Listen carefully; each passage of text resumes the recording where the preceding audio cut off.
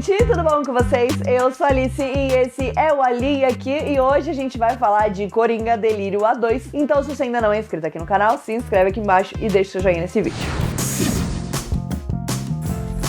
Eu confesso que eu fiquei muito tempo debatendo se eu viria aqui fazer vídeo de Coringa Delírio A2, primeiro porque não foi um filme que me estimulou pra falar sobre ele, né, que eu assisti e saí pensando, nossa, quero muito falar sobre esse filme. E segundo porque é tipo chutar cachorro morto. A essa altura, se você tá vendo esse vídeo, você já deve ter visto as milhares de críticas que saíram na internet, desde o dia que os jornalistas assistiram Coringa, até, né, os primeiros momentos que o público começou a assistir também. E eu acho que esse foi um filme que nem dividiu opiniões, não dividiu. Todo mundo desgostou. Tô tentando achar uma pessoa que gostou e com certeza aqui nos comentários vão ter pessoas que gostaram e também tá tudo certo, né? A gente não é obrigado a ter a mesma opinião, mas esse filme, ele é mais difícil do que grande parte dos últimos filmes que eu assisti no cinema, né? Eu acho que, obviamente, a arte, o cinema, tudo isso é extremamente subjetivo e eu adoro um filme ruim, trash, adoro um filme que tem uma história tosca,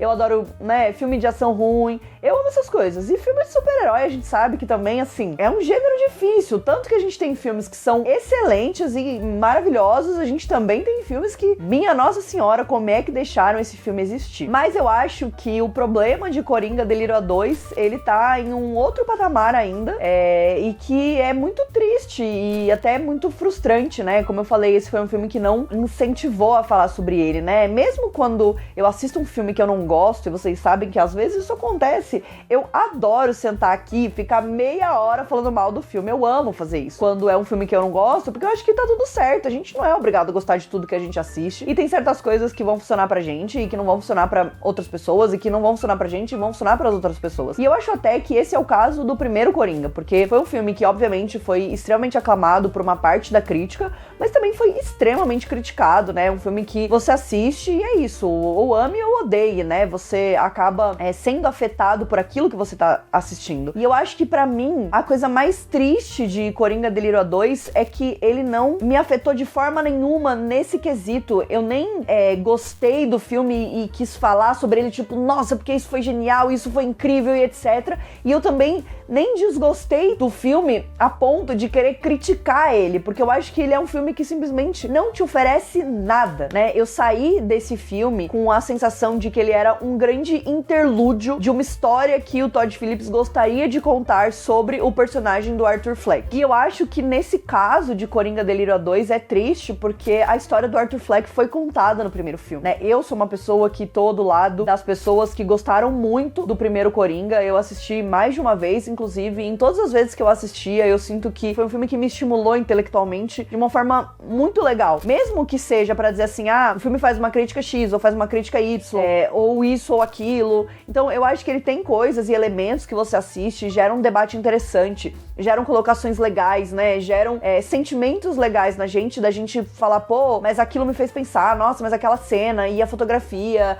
né? E a trilha sonora, e a atuação do Joaquin Phoenix, enfim. Então, eu acho que ele é um filme que é extremamente interessante nesse sentido, o primeiro Coringa, exatamente por ele trazer essas questões. E quando a gente fala de Coringa Delírio A2, ele é um filme que não traz nada. E eu acho que a raiz de tudo isso começa ali nessa vontade de dizer que o filme não é um musical. E é muito maluco, porque ele quer ser um musical, mas ele não é um musical, mas ao mesmo tempo ele tem muitas músicas. Então é até difícil da gente entender, e vocês sabem que eu sou uma pessoa que ama musicais, então assim, fazer um filme do Coringa que fosse musical, mesmo que fosse um musical onde as coisas acontecem na cabeça dele apenas, né, e não necessariamente uma cena de musical como a gente vê em vários outros filmes musicais, eu acho que seria uma coisa muito legal, né? Eu acho que existe um filme, meu Deus, eu não acredito que eu vou fazer essa referência aqui, mas vamos com fé. Existe um filme do Zack Snyder, um filme antigo do Zack Snyder, que se chama Sucker Punch, que inclusive eu amo, e eu sei que é contraditório e é polêmico dizer que eu amo esse filme, porque ele tem muitas questões que não funcionam, e eu acho que talvez se eu assistisse hoje em dia, eu nem teria essa opinião sobre esse filme, mas eu era obcecada por esse filme. Quando eu assisti ele no cinema, eu fiquei completamente maluca. Enfim, Sucker Punch é um filme onde as personagens têm delírios, estão numa instituição e elas têm delírios, e esses delírios colocam elas em fantasias malucas, né, onde elas são pessoas muito fodas e que têm poderes e que lutam e etc. E aí, olhando essa premissa e olhando o que Coringa Delírio A2 tentou fazer, eu entendo que existiam caminhos aonde o Todd Phillips poderia ter entrado com esse filme e tornado esse filme interessante, mesmo que no core da situação nada acontecesse. Tipo, eu não acho que um filme é ruim só porque nada acontece, ou só porque as coisas estão rolando só na cabeça do personagem. Eu acho que se você consegue criar um jogo em cima disso e fazer isso funcionar dentro da história, isso pode ser muito legal. E eu acho que tem partes desse delírio que são muito legais, principalmente porque a gente tem a Lady Gaga como a nossa Harley Quinn, e isso adiciona ao filme, né? O Joaquin Phoenix é um ator fantástico,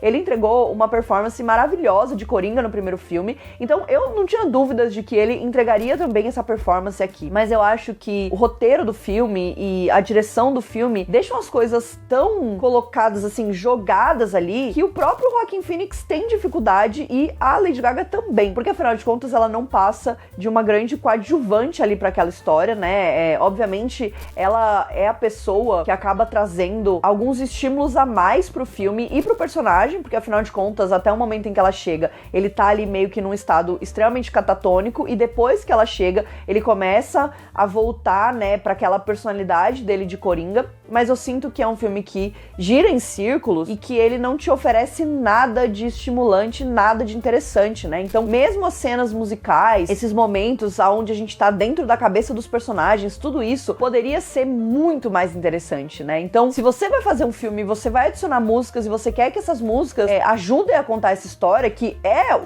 o objetivo dele no final das contas, né? Porque uma coisa é você ter um personagem que gosta de cantar e aí ele só tá lá cantando e a história tá acontecendo independente dessa cantoria que ele tá fazendo. Só que aqui no filme, as cenas musicais, elas têm uma conexão direta com esses delírios que os personagens estão tendo, com essa imaginação na cabeça dele do que tá acontecendo e do que é a vida dele, de quem ele é e da personalidade dele, mas ao mesmo tempo ele se recusa a fazer com que seja aquilo, né? Porque ele bate o pé e não quer que seja um musical, porque foi o que eles falaram milhares de vezes, o filme não é musical. Realmente ele não é musical, porque você pegou todas essas oportunidades de colocar uma cena musical, de fazer ela ter um sentido e de fazer ela trazer alguma coisa pra aquela história, e você simplesmente decidiu que isso não valeria de nada pra narrativa que você estava tentando contar. Então, de repente, era melhor você ter tirado essa parte musical. Então, eu acho que existem muitos equívocos dentro desse filme que colocam ele numa posição onde ele simplesmente não te entrega nada. Principalmente porque eu gosto do primeiro Coringa, eu gosto dessa visão que o Todd Phillips tem desse personagem, que é um personagem tão icônico, que é um personagem tão conhecido e que, ao mesmo tempo, foi possível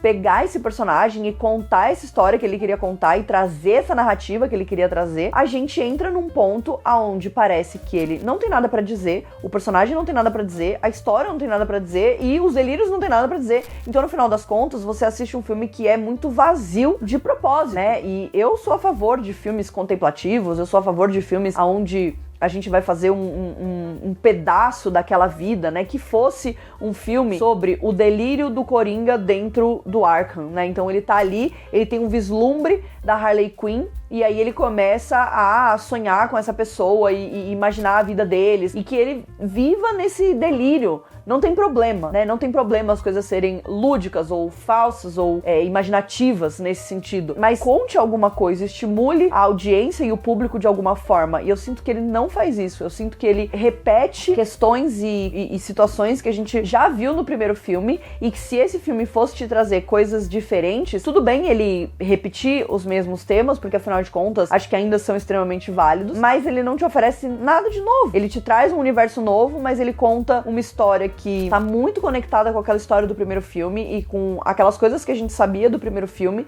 e que quando a gente chega aqui, meio que não chega em lugar nenhum. E é muito triste, porque eu sou uma pessoa fácil de agradar, e assim, quando eu vi o Harvey Dent ali, né, na promotoria, fazendo o caso contra o Coringa e o Arthur Fleck, cara, eu falei assim, é isso, a gente pode ter referências ao universo do Batman que vão, de uma forma discreta, entrar dentro dessa história que tá sendo contada, e tá tudo certo. O Harvey Dent não necessariamente precisaria virar o Duas Caras ou ter uma jornada de duas caras, sendo que a história era sobre o Arthur Fleck. Mas a partir do momento que você coloca esse personagem e meio que você coloca ele só pra ter essa referência e nada acontece com esse personagem, eu acho que é muito triste, é um desperdício de um potencial que estava ali, né? Então, mesmo que fosse, imagina o Arthur Fleck tendo um grande delírio na cabeça dele, onde ele e a Harley viram essas pessoas que vão cometer crimes e vão dominar Gotham, e enquanto isso o Harvey Dent tá indo atrás deles, e enfim, várias outras coisas poderiam estar acontecendo, mesmo que no meio termo desse delírio e desse pensamento e dessa coisa maluca, desse universo louco que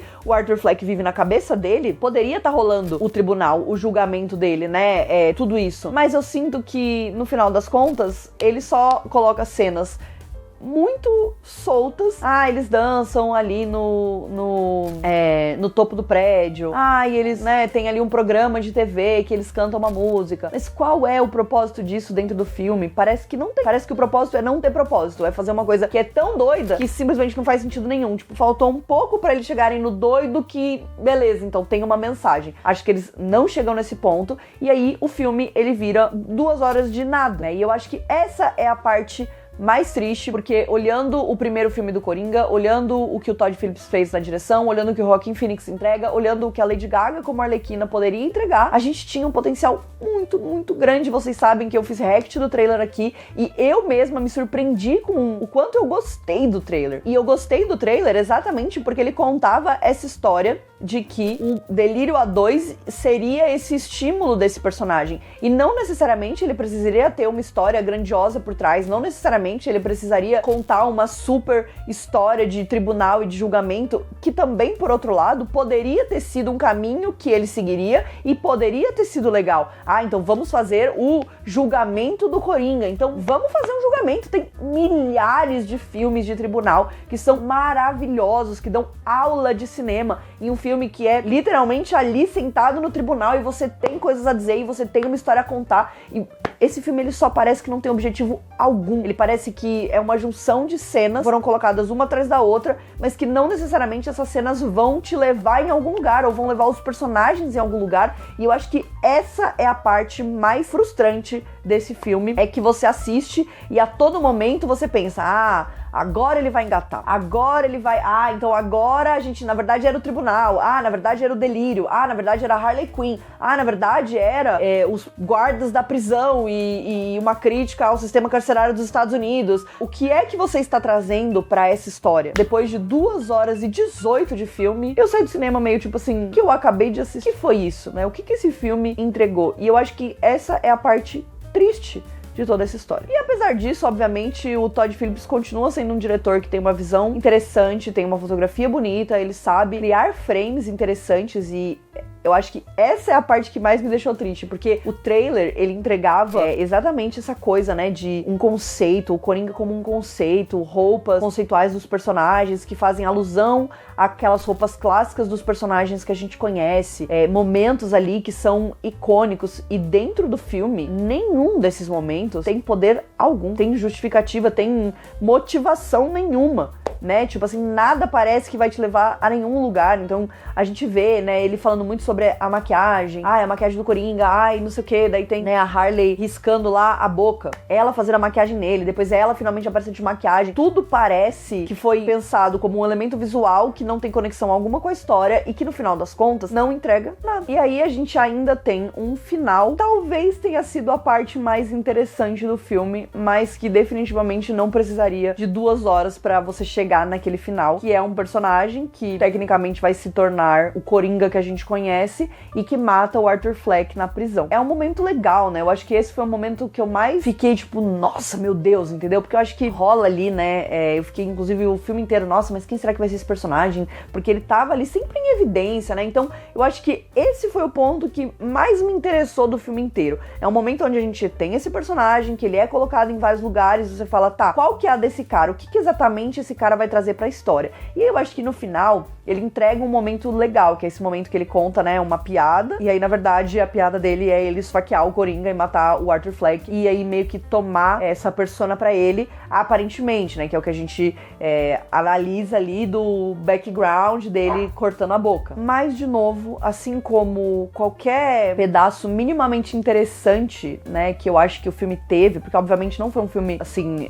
esquecível, eu acho que ele tem coisas interessantes, interessantes que estão ali muito fortes relacionadas com a fotografia, né, com as referências ao universo do Batman. Eu acho que ele tem coisas legais. Tudo isso parece que foi colocado ali sem a menor justificativa, a menor motivação, né? A gente tem esses elementos ali, mas é que meio que por ter só, né? E aí esse final, ele me parece meio que por existir apenas. Tipo, em momento nenhum eu senti que a jornada que estava sendo construída nesse filme levaria a esse momento. Até porque eu sinto que isso também é uma parte do debate do primeiro filme, né? Que é o próprio Arthur Fleck acabar inspirando outros caras, outras pessoas a vestirem essa máscara do Coringa, né? E que a gente tem de novo nesse filme quando rola a explosão ali no tribunal, os caras que vão ajudar ele, ele é o Coringa de verdade, blá blá blá, e essa obsessão por essa figura. Existe algo ali, mas que no final faltou isso aqui pra chegar lá e de fato ser alguma coisa. E eu sinto que esse momento final, onde o Arthur Fleck é morto na prisão, ele é exatamente isso, ele tá quase lá, mas ele não dá o passo que ele precisava dar pra de fato te entregar alguma coisa. E eu não sou a favor de filmes construírem coisas pra só no final ter um final bombástico, você falar, meu Deus do céu, então era isso. Eu acho que se você quer ter um final bombástico, tudo bem, mas então construa uma história que a pessoa vai ficar entretida e que vai dar pro público alguma coisa, pra que quando você chegue no final não seja só o final, né? Então eu acho que existe isso também. Mas eu acho que o saldo tava tão negativo pra esse filme que se tivesse chegado no final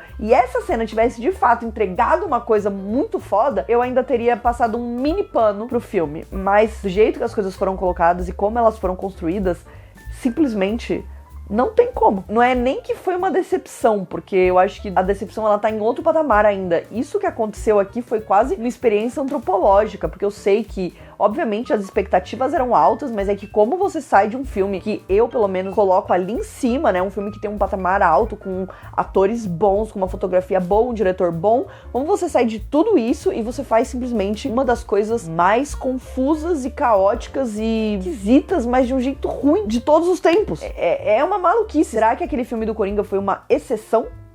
Porque é maluquice pensar que aquilo poderia derivar isso aqui, porque isso aqui parece incompleto, parece que quis chegar em algum lugar, mas morreu antes de sequer começar. Essa é a sensação que eu fico. Então é isso, essa é a minha crítica de Coringa Delírio A2. Acho que foi um grande delírio em conjunto assistir esse filme, porque foi uma maluquice. Eu vou assistir a série do Pinguim, que de repente a gente ganha mais, né? Porque pelo menos o universo do Matt Reeves ainda tá show de bola. Então é isso, se vocês gostaram desse vídeo, deixa aqui nos comentários pra mim. Não esquece de se inscrever aqui no canal e a gente se vê no próximo vídeo. Um beijo.